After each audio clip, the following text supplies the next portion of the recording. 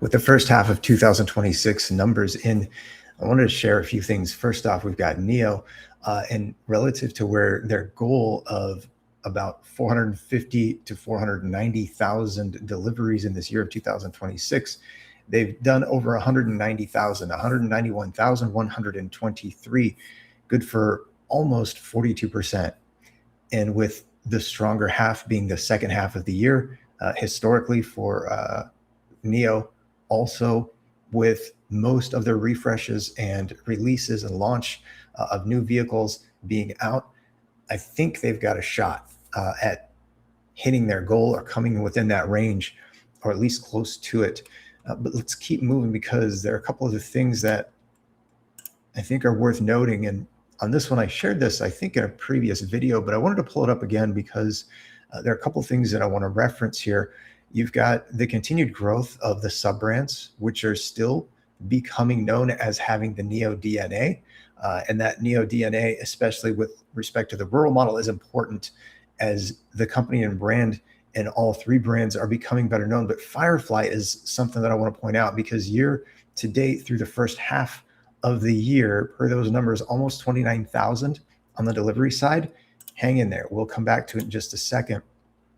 The cadence is upticking and increasing for NIO with Firefly. And one of the things that they're doing with all of their models, they come out with these special editions, and they'll do a certain number of them, and they almost always sell out of these. So it's really smart and a great way to capture the unique elements and components of the branding across all three of the brands, NIO, Firefly, and Onvo, that's specific to the BEV market, the battery electric vehicle market in China here in the first half. With the full data in, check this out. NIO, the main brand and the premium most expensive lineup and brand that NIO offers, at the number 10 spot. And that's separate from Onvo, which came in at the 20 spot. Now here's what I want to reference. I mentioned just a minute ago, Firefly with almost 29,000 through the first half of the year. And we see they continue to do better numbers as the brand continues to become known in China. So my thinking is this: are we going to see all three brands within the top 20 by the end of the year? What do you think? That's my first question, and one of the things I'm thinking. That's not all I'm thinking, because I also want to do the big picture overview and point something else out. This is across through the first half of the year across all passenger vehicle brands. Now, an asterisk here: the slowest piece of the market is the upper end price range, the luxury and premium segment or sub-segment, to move from ICE or gas sales to BEVs. If you note, we've got Audi, BMW, both at the 11 and 12 spot, and the majority of their sales showing in blue. That means most of them are gas or ICE sales. They are considerably down year over year. And then also Mercedes-Benz with quite a number. This to me means there's a lot more market share that NIO and Onvo, and yes, even Firefly, can take as the brands become better known. But here's the other fun thing. If we come back, and let me remind you of the numbers with, actually, this is the one I want to share. NIO with over 191,000 across all three brands. If Thinker Car were to do the data for NIO, the NIO Group, as in all three brands together, that 191,000 number would rank in the top 15 against all passenger vehicle brands. So this is a turning point and a pivotal shift that I had talked about at the end of the year that we might see in this year of 2026. I love it. So I wanted to highlight that and share it for those who might not realize or have recognized it. And usually, as per my usual, what I do with these videos is I will drop links and chapters in the description, so you can check all these things that I'm sharing out on your own, as per your own convenience, or depending on how much time you want to dig into things. But another reminder that the NIO ES8 continues to just dominate as the best selling full-size SUV in China. And then the recently launched NIO ES9 at very early stage, breaking into the top 10. So not only is that exciting for the full year profitability prospects for NIO, but it's also just a great nod to the brand and the NIO DNA being recognized as so premium Also, if you note the Envo L90 at the number 6 spot. So NIO, with the NIO Group brand having 3 vehicles in the top 10 at this point. Love seeing that. How about another teaser?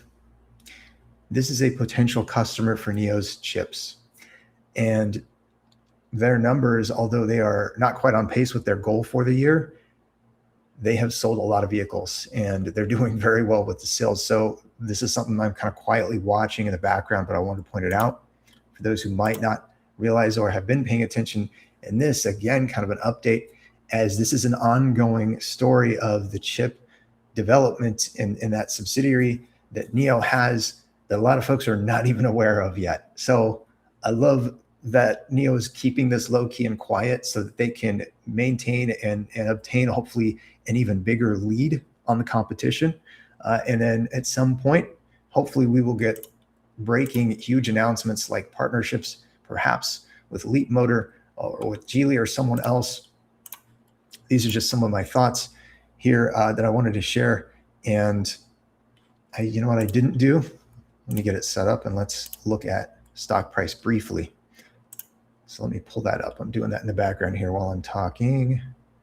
Let's do recent trend and let's shift to this screen.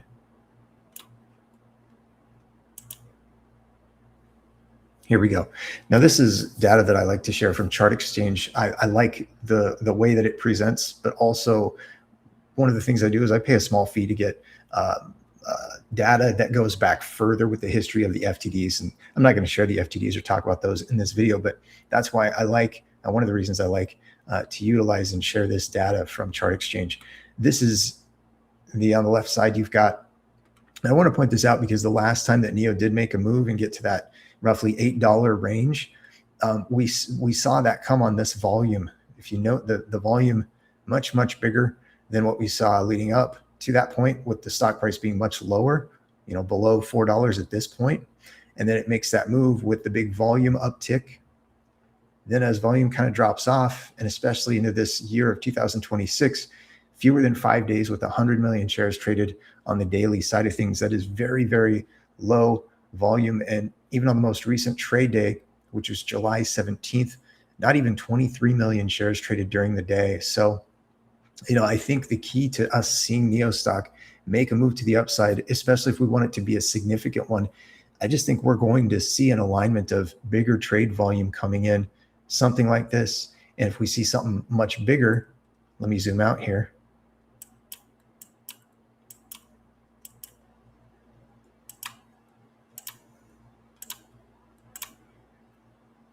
Now I've got the whole history of NIO stock showing on screen, and you see the really big moves came with even bigger volume.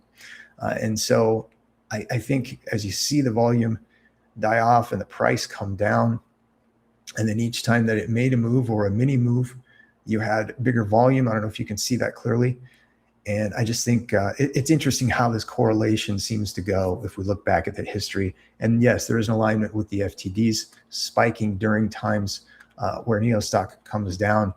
But I'm not really worried about anything as far as the long term. I've got the 3 first major growth phases for NIO at the bottom of the screen as I identified them back in about 2020. First, the market awareness, that critical market of China, knowing not just NIO, but also Envo and Firefly.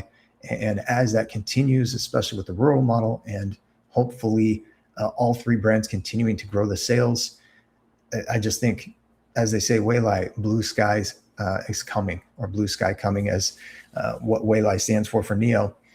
But also profitability, I think, if they come in with their numbers, especially as we see the dominance of the ES8 and hopefully the ES9, I think the path to full year profitability is definitely up and coming. And I think 2026 definitely gives us a great teaser, an opportunity to see that from NIO, probably to be reported in early 2027, or at least maybe by March of 2027. That's historically when they do report the full year from the previous year.